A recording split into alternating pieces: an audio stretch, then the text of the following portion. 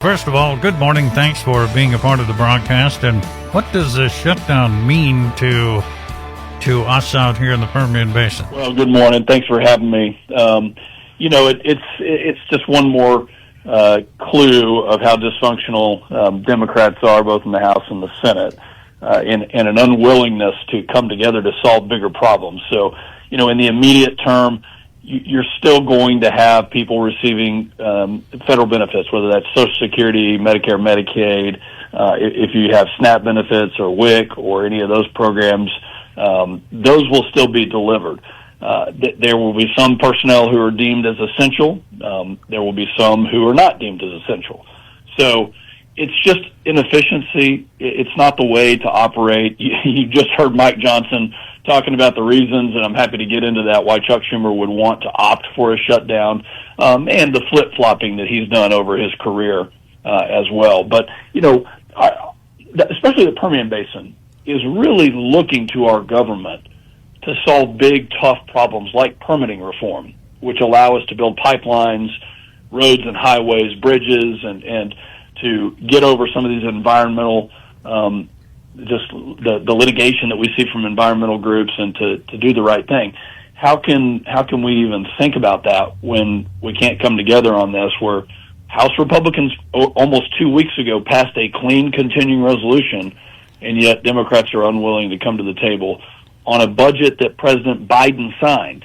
The numbers are exactly the same that Biden signed on to. So it really is petty. Now, if this continues on, Craig, what we can expect is that there will be an impact. There will be an impact to federal workers' pay. There will be an impact to the staffing. My hope is that it doesn't continue on, that they come to their senses, that they come to the table, that they vote yes, and that we can move on. Congressman August Pfluger on KWEL AM 1070 and FM 107.1. I keep thinking all the time, I'm glad that I'm not a non-essential government worker.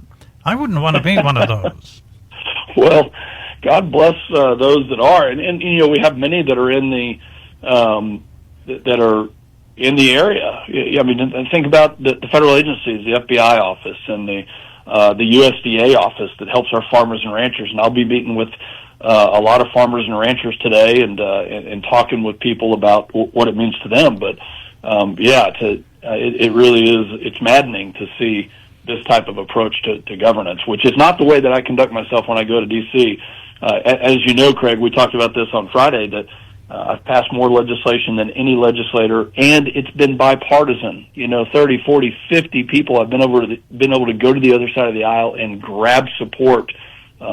We've got to get back to a functional system, and right now it just is. This is so petty, and it's very disappointing.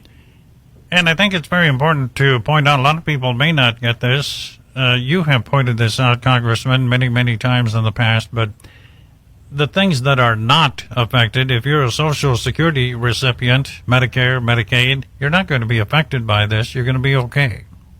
Yes, that's right. That is exactly right, which is important. Those payments will still come in. You'll still have health care services. For those that are on SNAP, that will still continue. Now, if this goes on and continues in an extended manner, then we have issues. But I think our hope is that we can get this solved, and that Chuck Schumer will come to his senses sooner rather than later. I've heard it said that the esteemed congressman from New York, that'd be Mr. Schumer, is simply trying to please the extreme liberal faction, AOC and others, to take on Donald Trump. Would you agree? Is there some validity to that? I agree. You heard Mike Johnson saying that. He's scared of his shadow right now. The Democrat Party is rudderless. They have no leadership. Their policy is terrible. They can't come to the table with any sort of ideas that mean anything. So they resort to lies, non-truths, and fiction, violent passions of people. And you saw that with Charlie Kirk. You saw it at the ICE facility again in Dallas. You see it happening throughout this country. We've got to be bigger than that. Look, every single day that I'm in D.C., I am going to fight bad policy. But I'm going to do it in a way, and have done it in a way, that is respectful of the human being on the other side. I don't have to respect the policy, but I do respect the human. And there's a difference of denigrating somebody, of calling names and using those terms that you just mentioned, like fascist, which, by the way, at a town hall that we did in San Angelo, had multiple people screaming fascist and Nazi and things like that because of their hatred for Donald Trump. So that's the kind of thing that you'll see me leading on, which is I'll talk to anybody and we'll have a conversation. And I will pick apart the policy because it is bad for my constituents and I believe bad for our country as a whole. But when it comes to bringing the temperature down, those words we have to erase those words out of the lexicon, and the liberal media must take a step to do better and to not inflame those passions with those types of words. 816, Congressman August Pfluger on KWEL. And even in conservative West Texas, there's loons out there who are out there screaming and hollering at you. You know, if you're in Congress, somebody calls you a fascist or a racist or a Nazi, seems to me you have every right to shut them down or walk away, or, you know, the instincts would be bop them upside the head. But what do you do? How do you handle that? Well, I did a town hall in Sterling City yesterday, and there was some folks that drove over, not Sterling City residents, not Sterling County residents. They drove over from another area, and were speaking mistruths. And I said, hold on, give me the opportunity to speak and tell you why that is incorrect. And as she started to raise her voice, I said, this is we need a civil discourse. I went back to what Charlie Kirk said. And he said that when civil discourse ends, violence begins. And that's right. And he was willing to talk to anybody, and that's the example. So what do? I try to do my best to live like Charlie lived, which is let it roll off your back, that there's something wrong with them, not us. And let's have a discussion based on the facts, not emotion, but what are the facts? How is legislation that we're passing helping? And many times they're just unaware of those facts. And even in Sterling City, although you point out it's not Sterling City people, but it seems to me by the comments of the governor of California and others, all of these Nazi and fascist, that puts a target on your back or on anybody else's back that's conservative. Unfortunately, it has. I live in a great area. We have a high level of community safety. That doesn't mean we don't have problems, but when you look at our sheriffs in Midland and Odessa, they do a great job. Our police chiefs do a great job, and they have accountability. There are other places where my colleagues are experiencing a very, very high level of threats, and so we take it seriously. We make sure that we're safe and all of those things. But I do worry about where we are as a country with people resorting to violence. And I think a couple of things. Number one, we know that there's a mental health problem that has existed for years but has gotten worse, and we have to address that. Number two, the temperature has to come down, and the rhetoric is a part of that. And you've mentioned those words, and we have to bring that rhetoric down. And people like me will walk over to the other side of the aisle and urge them to stand in defiance to political violence, to condemn all forms of political violence, to make sure that we can still express our views. And if somebody, many times this has happened, that somebody from the other side of the aisle wants to express their views, well, let's debate it. Maybe I didn't know something. I'd be willing to concede if I was wrong on the facts, and I hope they would too. When civil discourse ends, that's when violence begins, and Charlie Kirk taught us that. We all need to take that lesson. 20 after 8, Congressman August Pfluger on KWEL AM 1070 and FM 107.1 from our KWEL Midland College text line. Good, very awesome to Congressman Pfluger. We can communicate without third grade name calling. Good to rise above. So somebody likes the way you're doing that. Well, good. Please tell my mother that, because we learned that in kindergarten, and I know they teach that in Midland and Odessa as well. So let's live it out as leaders. And another text, if you don't mind, can you ask Congressman Pfluger how hard they plan to stand their ground this time regarding the government shutdown? The last time it was Republicans that backed off. Your thoughts? Well, look, we did our work. We passed a clean continuing resolution. Not a single thing changed, other than a little bit of security for people to address the problem that you just mentioned there. But this is a clean continuing resolution. So Democrats need to come to the table. They basically have put a ransom letter out there, a hostage letter that says we have to reinstate health care for illegal aliens. We have to go back on the efficiencies that President Trump has gained, and he cut almost $10 billion recently, and they wanted us to cave on that. They wanted us to go back to COVID-era subsidies, again, for illegal aliens and for rich people. And we said, no, we're not doing that. So we're going to stand firm on this. Chuck Schumer has put his party into a massive hole without any sort of off-ramp. I hope that they will rally themselves and come to their senses to say, yeah, we'll just go ahead and let's go ahead and move forward because this isn't working.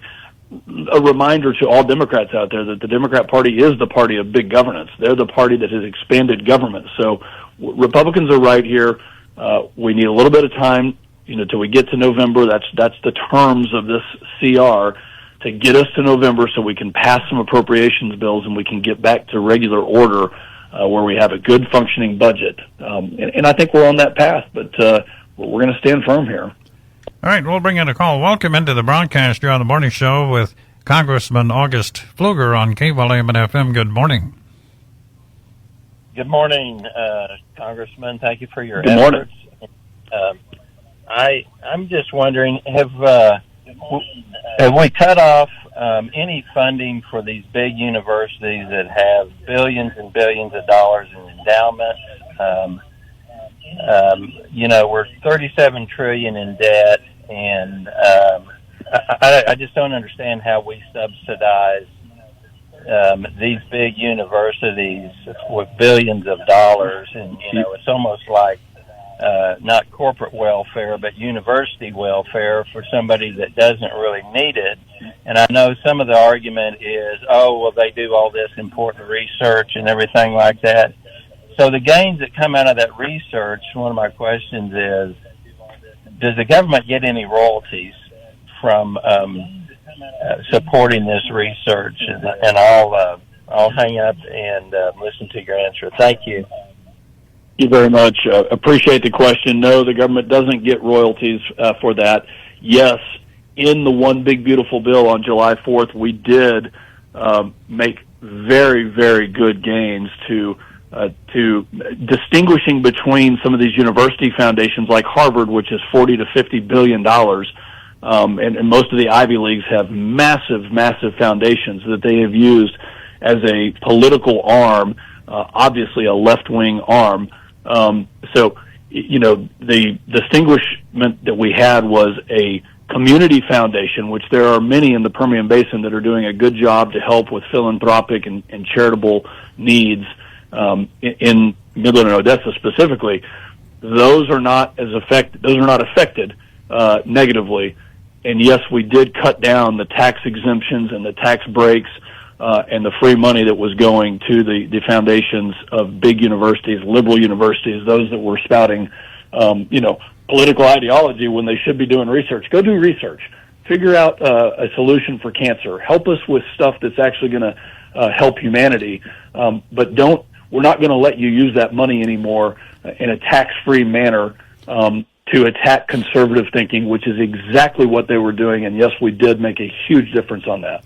All right, Congressman Pfluger, somebody would like to know from our text line if you're aware of what's going on in Loving County with Dr. Malcolm Tanner, this guy that's buying up all the land and then giving it to people, and they can move out there with the hope of them. I don't know. They move out there. There's no water, no sewer or anything, and he's trying to manipulate them into voting for him, I guess, to run for some office. He's trying to switch city council to make that area more liberal instead of conservative. I need to do a little bit more research on it, to be honest, and have heard maybe surface level, but appreciate the caller flagging that, and we'll look into it. I don't represent that county, which is probably why I don't have, all of the information on it. All right, 8:26 now. To review just a little bit, Congressman, if you don't mind, the government shut down I got up this morning, came to work, and everything was okay, but maybe I have too big of a cavalier attitude here. But what's it going to mean to us for a short time? Leagues have massive foundations that they have used as a political arm, obviously a left-wing arm. So, the distinguishment that we had was a community foundation, which there are many in the Permian Basin that are doing a good job to help with philanthropic and charitable needs in Midland and Odessa specifically. Those are not affected negatively.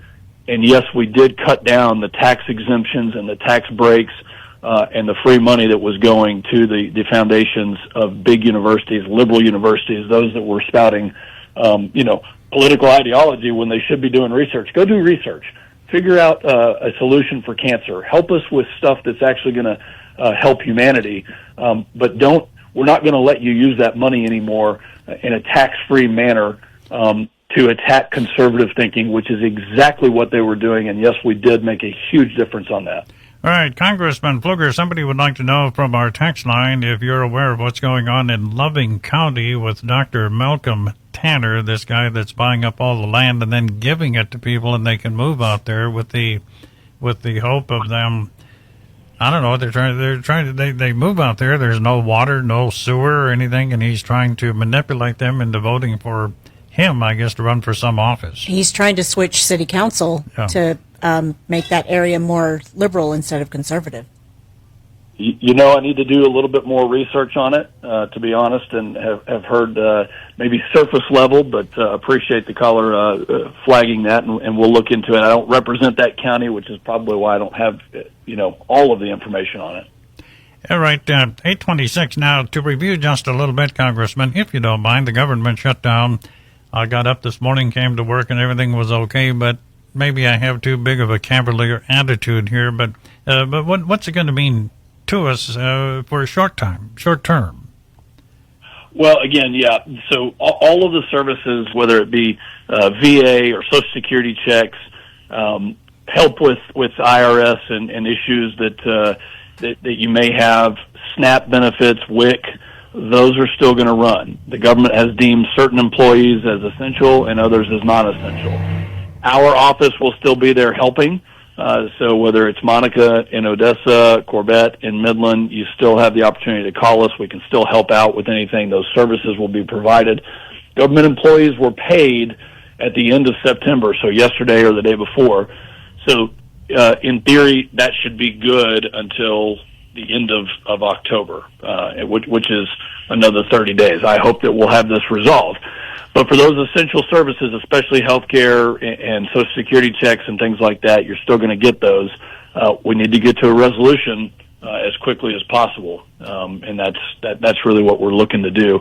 For our military, I represent several military bases. Our military personnel were paid yesterday as well. They will be deemed critical. There are many civilian positions that will not be deemed critical. So as of today, there are many civilians who are not going to go to work and in the military, in the Department of War.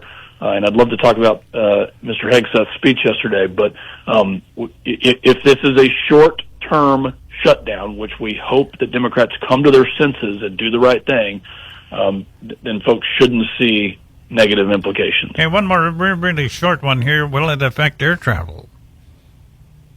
No, the FAA, air traffic controllers, those folks will be deemed as essential personnel, and they should not be. They're going to be at work doing their job. I'm glad you brought up the military. We've talked about this morning. We've had some people reflect on their days in basic training. I'm sure you remember your first day or so, probably at Lackland, and how much fun it was having DIs yelling and screaming at you and all of that. But apparently, according to Pete Hegseth and Donald Trump, we're going to get back to a warrior mentality.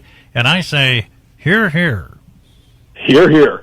Well, I went to basic training at the Air Force Academy, and in the summer of 1996, got a chance to meet the upper-class cadets who ran that program. And let me just say that they were serious about physical activity. They were serious about strengthening your emotional character, and they succeeded in that. And they did raise their voice a lot But you know what? We came out of it as a team. We gelled together. I was so proud of Pete Hegseth yesterday. And, you know, when he said, we're getting back to high standards, there's, you know, if you have a combat standard that you need to be in the infantry, or there's a physical standard required for flying a fighter, which we do have, it's going to be the highest standard. There's not one for males and one for females. There's just one standard. And, you know, some males aren't going to pass it. That's okay. Some females aren't going to pass it. That's okay. But you have to pass the standard. And I loved when he said this, and I had so many generals that I know that texted me afterwards, and they were ready. I mean, the excitement in that room, they're finally getting back to a military that is merit-based. And when Pete Hegseth said, he goes, if what I'm saying to you makes your heart sink, and he said, I don't think there's very many of you out there, but if it makes your heart sink, then do the honorable thing and resign. But I suspect that most of you that are going to agree with this, I've got your back. Continue on. We're not going to be looking over your shoulder trying to catch you making a mistake. We want you to get out there and innovate and take some risk and get our military back to the strength that we deserve. So I was so proud of, I mean, we could go, Craig, we could do an hour on his talk and his speech, but it was one of the best, if not the best speech I've ever heard. And you're going to be in shape. If you're in the military, you're going to be in shape. No more formations out of order. No more fat generals or anybody else for that matter. And that's the warrior mentality. I'll tell you what, I love it. I love it too. I still have to take a physical fitness test. I score very well on it because I work at it and care about that. The military helped teach me that, but we have really had a drop in decorum. You've had a drop in physical fitness standards. We just had a drop in all the standards, and that is because of DEI. And that, you know, that when they're trying to appease and, you know, make special or another, what they end up doing is they end up lowering unit morale for everybody.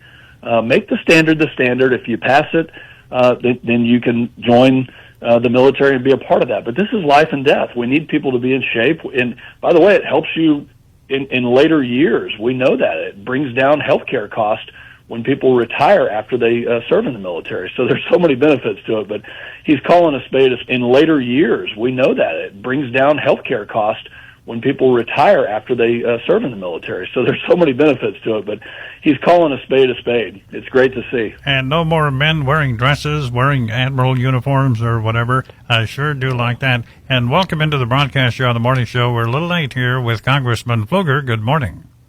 Well, I just thought we could finish off the morning, Craig. This is Jared Blong, and I just wanted to say, go Navy, beat Air Force. Well, you know, we have a rivalry with the Navy, and very proud of Mayor Blong's and Jared's daughter, who's a midshipman at the Naval Academy. Yes, I am extremely proud that she's serving there. But when they play football this coming weekend, of course I'm going to be rooting for the Air Force Academy to beat Navy. Mr. Blong, what do you say about that? We'll tussle at high noon on Saturday. Now, you got to understand that the person you're talking to here clearly outranks you.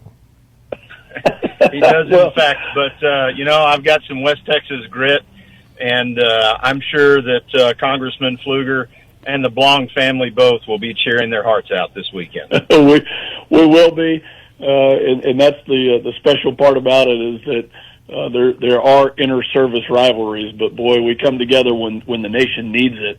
And our young men and women, you know, this is a great public service announcement. If you have an interest in the Service Academy, please let us know. And we have an office that is ready to help, to get you ready to apply. And there are no better leaders than those who come from West Texas that want to go serve. And in response to Jared, I'd say go Air Force, sink Navy. Mr. We'll Blong? see you this weekend, sir. All right. Hey, Jared, thanks for the call. Yeah, you bet. Colonel, we appreciate you. Thanks for your service, too. And Hegseth, of course, was, I believe, a major and served in combat, so he knows what he's talking about. He knows what he's talking about. He was brought in for this specific reason because the standards, the decorum, the fitness, just all of it had gotten so bad. If you followed what President Trump said yesterday, we've been spending about $850 billion a year on defense, and he said that next year he's going to spend over $1 trillion. I will say it's needed for us to recapitalize our military, to recapitalize our weapons systems, to get our aircraft flying at higher and better rates, to help the living situation for many of our enlisted personnel. We've let this drop, and a lot of it is because we've been in conflicts for years on end. We've got to focus, and innovation is key. I loved what he said about not having a one mistake military, where if you make one mistake, you look back to MacArthur and Hap Arnold and many of the generals and admirals in the World War II era, they would never have made it past captain because they were risk takers, which meant that they made some mistakes, and at times they failed, but they ended up winning World War II for us. We've got to get back to that mentality. I loved everything about it. He basically said, I'm going to put the power back into the hands of commanders, and we're not going to be looking over your shoulder. Get your units in shape. Make sure they're ready to fight. We are the Department of War. Our only job is to be ready to fight the nation's wars if needed, and go do your job, and we'll have your back. And if you don't agree with that, or that makes you queasy, or your heart sinks, then do the right thing and resign. Congressman, we'll let you get back to work. Thanks for your time. We appreciate everything. Thanks for the report on the shutdown and the Air Force beating Navy. Thanks for that. And I hope you have a good day.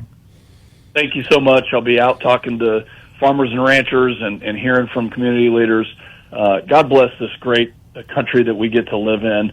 And thank you for the opportunity to represent you every single day that I do that. Is an honor. And I take it very seriously. Craig, thanks for having me on. God bless. You bet.